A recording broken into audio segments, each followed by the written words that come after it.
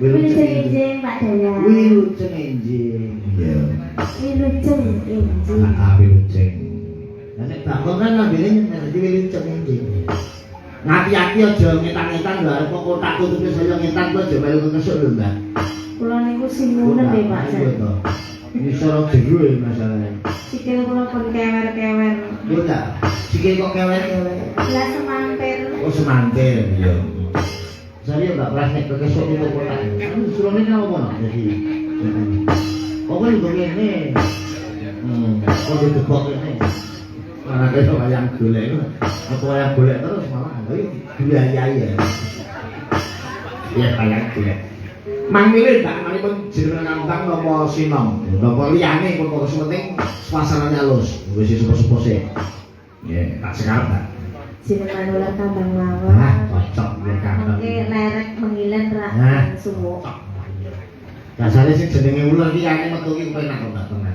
Ular kambang metu esuk penak. Metu sore ya oke. Metu awake penak. Lah iya. Saya tak boleh beri sepuh-sepuh. Wah, alhamdulillah tak perlu udah kondir maka sembahyang di depan berkaya. Ya, ya, kambang sih, oh nggih, iki saking Mbah Wagiem Tegal Gaden. Ngesakno lagon ABRI Angkatan Bersenjata Republik Indonesia Republik Tinggi. ABRI Angkatan Bersenjata Republik Indonesia. ABRI sedulurku ABRI. Gede nekku. Iya, anakmu gede ya. Aku paling seneng metu kan gede nekku. Ya. Ya, Pak, kula kandhase, Pak. Ya. Kaya kok bali ngombe to. Iki dasare Mas Bagus karo Mas Adit. Jangan kita Mas. Woi, dipilih kita. Sekawan. Mbok miyane apa bakso ngono lho. Sing tenan ngomong kanca dalane ngono dadi. Iki bayar dhewe-dhewe. Mas Adit kuwi piyayi daleme kalangan Medan kuwi sapu kawate utawa tanggane Mas Agus Lele sing desa niki. Dadi kuwi rene iki mertake pasti lha iya. Nusul rene ora nek ndur panggung ora iso ketemu lha iya. Monggo Pak. Enggak karen.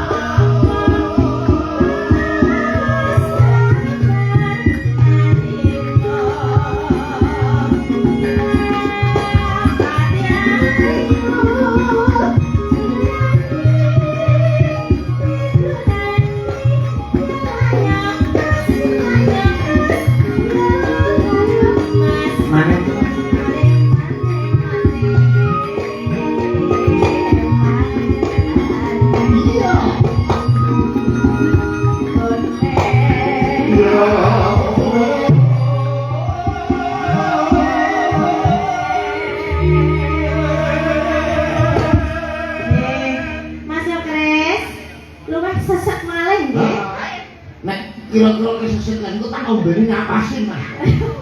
Lah dia terusan percaya nek Mas Okres. Yo arek ngapoke sing gandang ya ngono iki. Ha wong yo maklum, pengendang ini isih cowok iki pancen mempenge kaya ngono. Bisa cowok pripun ta? Ha ora dibojo ta. Oh, ngaten. Bisa lega. Isih legan iki sih, ora isih cowok iki isih lanang kok. Heeh. Pengendang isih legan iki pancen mempeng-mempenge mergo urung kelong tenagane. Oh. Nawi pinter kaya aku wis kelong telu. Sing dadi ya. Kok kelong songo lho kan. Ya. Sing iki geser maju napa nyamping, Pak? Manut terus panjenengan aku mungkin apa? Mbak Lisa. Ya coba Mbak Lisa. Ya. Kejan. Iku bojomu wis arahku. Kejan. Mas Maksum wis WA. Kula kangen le istri kula Pak Delen. Kejan. Pancen di bojo ayu iki pancen ning omahe go ngangkrok-ngangkrok karo guling. Sing nek bojomu kok melu ning karo ngene iki. Ha mosok aku gak kapake dolan ning omahmu guling wis model-model kapake bojomu.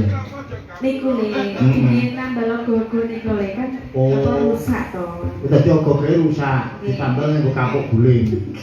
Kok tak kira diakrok-akrok bojomu. Mulai kok rusak.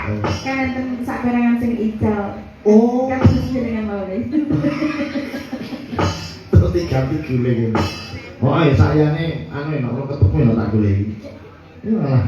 Apa ya ning nanti tak saponi lho sikilku nang. Ning adane dalang nyambut gawe siji diguyur larang, loro diguyur murutu. Padatane penyuwune desa kono tekan kok kejangkung biasane ngono kuwi. Rak mboten kesapu kan. Rontok sih deh. Tak kelompok deh. Nah orang kita ikut apa? Enak coba. Oh, buat tenan iki foto ning kumpul. Kalian besok tak goleki ngambil non. Kok tak gerem bayek murutu. Ya nak Lisa.